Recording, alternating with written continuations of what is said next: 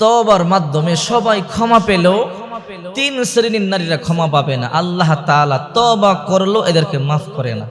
সহিহ আল জামের 2 নম্বর খণ্ডের 29 নম্বর পৃষ্ঠার মধ্যে এসেছে। বিশ্বনবী মুহাম্মদুর রাসূলুল্লাহ সাল্লাল্লাহু আলাইহি ওয়াসাল্লাম বলেন, তিনটা পাপ এমন আছে যেই পাপগুলো মারাত্মক ভয়ঙ্কর, এই পাপগুলো আল্লাহ পাক রব্বুল আলামিন সহজে মাফ করেন না। এই জন্য মা বোনদেরকে বলবো, এই তিনটা পাপ যদি আপনি করে থাকেন, অথবা কোন মা বোন যদি তিনটা পাপের মধ্যে এখনো লিপ্ত থাকেন, তাড়াতাড়ি পাপগুলো বন্ধ করেন, তওবা করেন। তা না হলে কিন্তু আপনার মতো পোড়া কপালে দুনিয়ার মধ্যে আর কেউ হবে না। তাহাজ্জুদ নামাজ পড়ে কান্না করলেও আল্লাহ মাফ করবে না যদি এই গুনাহগুলোকে আপনি এখনো বন্ধ না করেন। 1 নাম্বার, জিনাকার নারী, যে নারী জিনা করে তাকে শাস্তি দিতে হবে। জিনাও করেন আবার তওবা করেন, আল্লাহ তাআলা আপনাকে মাফ করবে না। তাড়াতাড়ি জিনাকে বন্ধ করতে হবে। এক মহিলা বিশ্ব নবী মুহাম্মদুর রাসূলুল্লাহ সাল্লাল্লাহু আলাইহি ওয়াসাল্লামের কাছে আসলেন।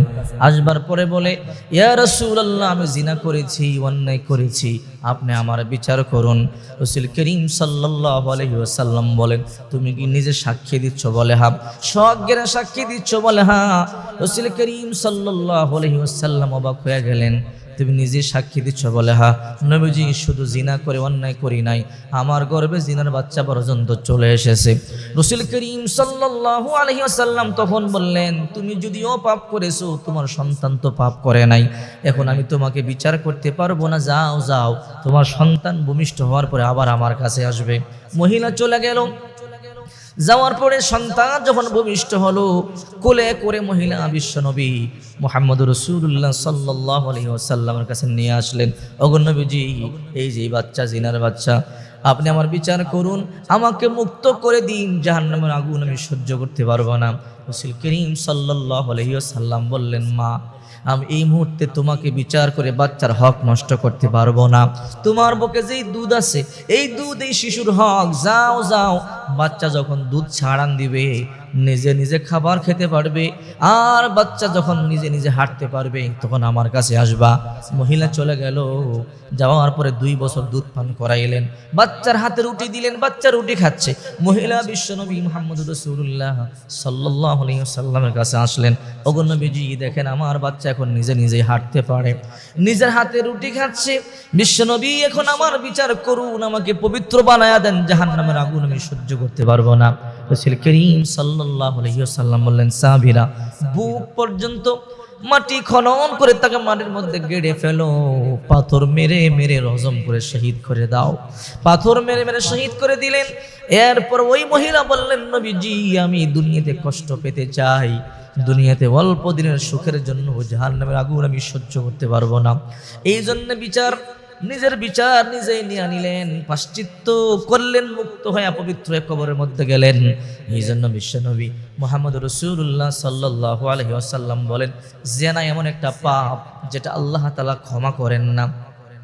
আপনি জিনাও করতেছেন, আবার তওবা করতেছেন, মাফ হবে না। আপনি পরকীয়াও করতেছেন, আবার গুনাহ করতেছেন, মাফ হবে না। এখনই বন্ধ করতে হবে, এখনই বন্ধ করবেন। চোখের পানি ফেলে আল্লাহর দরবারে কান্না করবেন, তা না হলে কিন্তু উপায় আর কখনই পাবেন না। 2 নম্বর, বেপরদা নারী, দায়ুস নারী, যারা বেপরদা জিয়ে রাখে, দায়ুস যারা পাপকে জিয়ে রাখে। অনেক নারী আছে দেখবেন, যারা এমনভাবে চলাফেরা করে, নিজে তো পাপ করে করে শত শত পুরুষকে আরো পাপী বানায়, এটাকে দায়ুস বলেন। বিশ্বনবী মুহাম্মদুর রাসূলুল্লাহ সাল্লাল্লাহু আলাইহি ওয়াসাল্লাম বলেন, নিসাউন কাসিয়াতুন আরিয়া মুমিলাতুন মাইলাতুন রুসুহুন্না কাসনিমাতিল বুখতিল মাইলা লা ইয়াদখুলনাল জান্নাতা ওয়ালা ইয়াজিদুনা রিহাহা। বিশ্বনবী মুহাম্মদুর রাসূলুল্লাহ সাল্লাল্লাহু আলাইহি ওয়াসাল্লাম বলেন, শেষ জামানায় এমন কিছু নারী আসবে, তারা এমন কাপড় পরবে, কাপড় পরিহিতা কিন্তু উলঙ্গ মনে হবে। নিসাউন কাসিয়াতুন আরিয়া, কাপড় পরবে, উলঙ্গ মনে হবে। এমন নারী দেখবেন মাঝে মাঝে রাস্তায় দেখা যায়, মার্কেটে দেখা যায়, শপিং মহলে দেখা যায় কাপড় পরে কিন্তু লজ্জায় তাকানো যায় না, এমন ছোট কাপড় পরে পেট পিঠ খোলা থাকে, দেখতেই বড় লজ্জা লাগে। নবীজি বলেন ওই সমস্ত নারীরা জান্নাতে যাবে দূরের কথা, জান্নাতের সুঘ্রাণ পর্যন্ত পাবে না। অথচ 500 বছর রাস্তা দূর থেকে ওই জান্নাতের সুঘ্রাণ পর্যন্ত পাওয়া যায়, ওই নারীরা জান্নাতের সুঘ্রাণ পর্যন্ত পাবে না। 3 নাম্বার, যে নারী তার স্বামীকে কষ্ট দেয়, অথচ বিশ্ব নবী মুহাম্মদ রাসূলুল্লাহ সাল্লাল্লাহু আলাইহি ওয়াসাল্লাম বলেন যখন কোনো স্ত্রী মারা যায়, স্বামী যদি বলে আমার স্ত্রীটা বড় ভালো ছিল, আমি আমার স্ত্রীর উপরে বড় সন্তুষ্ট ছিলাম, আল্লাহ তাআলা ওই বিবির উপরে স্ত্রীর উপরে খুশি হয়ে যায়। আবার কোন স্বামী যখন বলে আমার বিবিটা বড় খারাপ ছিল, আমি তার উপরে অসন্তুষ্ট ছিলাম, আল্লাহ তাআলা নিজে ওই স্ত্রীর উপর অসন্তুষ্ট হয়ে যায়। এই জন্য স্বামীকে সন্তুষ্ট করতে হবে। বিশ্বনবী বলেন আমি মেরাজে গেলাম, গিয়ে দেখলাম কিছু সংখ্যক নারী যাদের জিহ্বার মধ্যে বর্শি লাগায়া আল্লাহ তাআলা ঝুলায়া রাখছে, জিহ্বায় বর্শি লাগায়া ঝুলায়া রাখছে। জিজ্ঞাসা করলাম ও জিবরাইল, এদেরকে জিহ্বার মধ্যে বর্শি লাগায়া কেন ঝুলায়া রাখছে? ইয়া রাসূলুল্লাহ, এর কারণ হলো এরা এই জিহ্বা দিয়ে স্বামীকে কষ্ট দিত, স্বামীকে ধমক দিত, কটু বাক্য উচ্চারণ করত, স্বামী নীরবে কষ্ট অনুভব করত, চোখের পানি ফেলে কান্না করত, যার কারণে আল্লাহ তাআলা এই সমস্ত নারীদেরকে জিহ্বার মধ্যে বর্শি লাগাইয়া ঝুলাইয়া রাখছে, শাস্তি দিচ্ছে কিয়ামত পর্যন্ত, এদের এইরকম কঠিন শাস্তি দিতেই থাকবে। এই জন্য রমজান মাস তওবা করতে হবে। এই সমস্ত নারীরা রমজান মাসেও ক্ষমা পাবে না যারা 3টা গুনাহকে এখনো পর্যন্ত চলমান রেখেছে। সাবধান, 1 নাম্বার জিনাকার, 2 নাম্বার বেপরদা নারী, 3 নাম্বার যে নারী স্বামীকে কষ্ট দেয়। সব নারী ক্ষমা পেলেও তারা ক্ষমা পাবে না। তাহাজ্জুদের মুসল্লায় সাজদা গিয়া কান্না করলেও আল্লাহ এই নারীদেরকে ক্ষমা করবে না। ক্ষমা পেতে হলে একটা রাস্তা আছে। কি রাস্তা? এখনই স্বামীর কাছে ক্ষমা চাইতে হবে, পায়ে ধরে চোখের পানি ফেলে স্বামীকে সন্তুষ্ট করতে হবে। 2 নাম্বার জিনা বন্ধ করতে হবে, বেপরদা বন্ধ করতে হবে।